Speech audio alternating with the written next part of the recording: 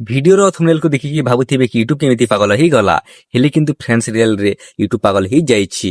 ଯେମିତି ଯେମିତି problem create କରୁଛି ଏବଂ ଯେମିତି ନୂଆ ନୂଆ ନିୟମ ଗୁଡ଼ିକ ଆଡ୍ କରିଦେଉଛି, ଯାହାକି ୟୁଟ୍ୟୁବରେ କାମ କରିବା ହିଁ ଆପଣମାନେ ବନ୍ଦ କରିଦେବେ ଶୁଣିଲେ ସେଇ ନିୟମ ଗୁଡ଼ିକ ଏବଂ ସେଇ ପ୍ରୋବ୍ଲେମ ଗୁଡ଼ିକ ଆପଣଙ୍କର ମୁଣ୍ଡ ବିନ୍ଧିବ। ଯାହାକି ଫ୍ରେଣ୍ଡସ୍ ଆପଣମାନେ ଏହି ଭିଡିଓଟି ଦେଖିଲା ପରେ ନିହାତି ଭାବରେ ଜାଣିପାରିବେ କି କଣ ସବୁ ପ୍ରୋବ୍ଲେମ କ୍ରିଏଟ କରିଛି, ଯାହାକି ଆପଣମାନେ ୟୁଟ୍ୟୁବରେ କାମ କରିବା ହିଁ ଛାଡ଼ିଦେବେ। ଏବଂ ଆପଣମାନଙ୍କୁ ମୁଁ ଏହା ମଧ୍ୟ କହୁଛି କି ଆପଣମାନେ ଯଦି ନୂଆ ନୂଆ ଯଦି ଷ୍ଟାର୍ଟ କରୁଛନ୍ତି ତାହେଲେ ଏବେଠୁ ହିଁ ଯାହାକି ଛାଡ଼ିକି ପଳାନ୍ତୁ। କାହିଁକି ନା ଫ୍ରେଣ୍ଡସ୍ ଆପଣମାନେ ଯଦି ୟୁଟ୍ୟୁବରେ କାମ ଯଦି କରିବେ ତାହେଲେ ମଧ୍ୟ ଆପଣମାନେ କେବେ ବି ସକ୍ସେସ୍ ପାଇବେ ନାହିଁ, ଗୋଟେ ୟୁଟ୍ୟୁବ ଚ୍ୟାନେଲ ମଧ୍ୟ କ୍ରିଏଟ କରିପାରିବେ ନାହିଁ। ଯେମିତି ପ୍ରୋବ୍ଲେମ କ୍ରିଏଟ କରୁଛି ବା ଆପଣଙ୍କର ଯାହାକି ୟୁଟ୍ୟୁବର ଅଧା କାମ ହିଁ ଆପଣମାନେ କରିପାରିବେ ନାହିଁ। ୟୁଟ୍ୟୁବ ଚ୍ୟାନେଲର କାମଟି ଯେଉଁ ଜାଗାରେ 80% ହୋଇଥାଏ ସେ ୱେବସାଇଟକୁ ହିଁ ବନ୍ଦ କରିଦେଇଛି। ଯେଉଁ ଜାଗାକୁ ଆପଣମାନେ ଯାଇ ହିଁ ପାରିବେ ନାହିଁ ବା ସେ ଜାଗାରେ ଯାହାକି ସେଟିଂ ହିଁ କରିପାରିବେ ନାହିଁ, ତ କେମିତି ଆପଣମାନେ ୟୁଟ୍ୟୁବରେ କାମ କରିକି ସକ୍ସେସ୍ ପାଇବେ ଏବଂ ୟୁଟ୍ୟୁବରୁ ପଇସା ଅର୍ନିଂ କରିବେ। ସେଥିପାଇଁ ଫ୍ରେଣ୍ଡସ୍ ଆପଣମାନେ ଏବେଠୁ ହିଁ ଛାଡ଼ିକି ପଳାନ୍ତୁ। ମୁଁ ମଧ୍ୟ ଯାହାକି ମନ ବନେଇ ନେଇଛି କି ମୁଁ ମଧ୍ୟ ୟୁଟ୍ୟୁବରେ କାମ କରିବା ଛାଡ଼ିଦେବି ଏମିତି ଭାବୁଛି।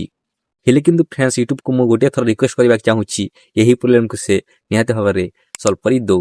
ତାପରେ ହିଁ ବହୁତ ଗୁଡ଼ିଏ ଯାହା କ୍ରିଏଟର ମାନେ କାମ କରିପାରିବେ ଏବଂ ୟୁଟ୍ୟୁବରୁ ମଧ୍ୟ ସେମାନେ ପଇସା ଅର୍ନିଂ କରିପାରିବେ। ଏହି ପ୍ରୋବ୍ଲେମଟି ଯେ ପର୍ଯ୍ୟନ୍ତ ସଲ୍ଭ ନ ହେଇଛି କେହି ବି ମଧ୍ୟ ୟୁଟ୍ୟୁବରେ କାମ କରିପାରିବେ ନାହିଁ। ବା ଯେଉଁ 80% କାମ ରହିଛି ସେଇ ଜାଗାରେ ସେ ଜାଗାକୁ ହିଁ ଯାଇପାରିବେ ନାହିଁ, ତ କେମିତି ୟୁଟ୍ୟୁବରେ କାମ କରିବେ ଫ୍ରେଣ୍ଡସ୍।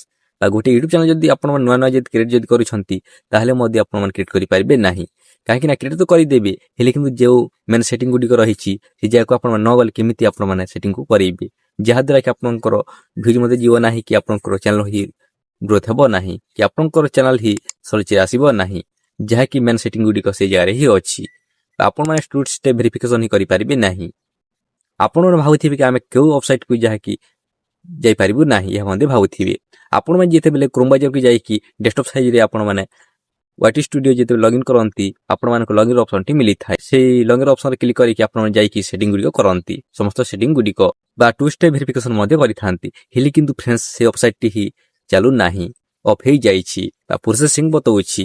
ଆପଣମାନେ ମୋର ହିଁ ନୁହେଁ, ଆପଣମାନେ ଆପଣଙ୍କର ମଧ୍ୟ ଯିଏ କରିପାରିବେ ବା ଯେକୌଣସି କ୍ରିଏଟରଙ୍କର ମଧ୍ୟ ଯାହାକି ଯିଏ କରିପାରିବେ ତାଙ୍କର ମଧ୍ୟ ଯାହାକି ପ୍ରୋସେସିଂ ହିଁ ବତାଉଛି, ଲଗ୍ଇନ୍ ଅପସନ ହିଁ ଆସୁନାହିଁ। ଯାହାଦ୍ୱାରା କି ଲଗ୍ଇନ୍ ଅପସନ ହିଁ ଯଦି ଆସୁନାହିଁ ତାହେଲେ କେମିତି ଆପଣମାନେ ସେ ସେଟିଂ ଗୁଡ଼ିକ କରିପାରିବେ ଫ୍ରେଣ୍ଡସ୍। ସେଥିପାଇଁ ମୁଁ ୟୁଟ୍ୟୁବକୁ ଏତିକି ମୁଁ ରିକ୍ୱେଷ୍ଟ କରୁଛି କି ଏହି ପ୍ରୋବ୍ଲେମକୁ ନିହାତି ଭାବରେ ସଲ୍ଭ କରାଯାଉ, ଏତିକି ମୁଁ କହୁଛି ଫ୍ରେଣ୍ଡସ୍। ଆପଣମାନଙ୍କୁ ମୁଁ ଡିମୋଟିଭେଟ୍ କରିବାର କୌଣସି ମଧ୍ୟ ଉଦ୍ଦେଶ୍ୟ ନାହିଁ ଫ୍ରେଣ୍ଡସ୍। ଆପଣମାନଙ୍କର ଯଦି ଇଚ୍ଛା ଯଦି ଅଛି ତାହେଲେ ୟୁଟ୍ୟୁବରେ କାମ କରନ୍ତୁ ଏବଂ ୟୁଟ୍ୟୁବରୁ ମଧ୍ୟ ପଇସା ଅର୍ନିଂ କରନ୍ତୁ, ମୁଁ କିଛି ବି କହିବାର ନାହିଁ। ମୁଁ କେବଳ ଆପଣମାନଙ୍କୁ ଏହା ଏଥିପାଇଁ ମୁଁ କହୁଥିଲି କି ବହୁତ ଗୁଡ଼ିଏ ଯାହା ପ୍ରୋବ୍ଲେମ କ୍ରିଏଟ କରୁଛି, ଯାହାଦ୍ୱାରା କି ଆପଣମାନେ ୟୁଟ୍ୟୁବରେ କାମ ହିଁ କରିପାରିବେ ନାହିଁ।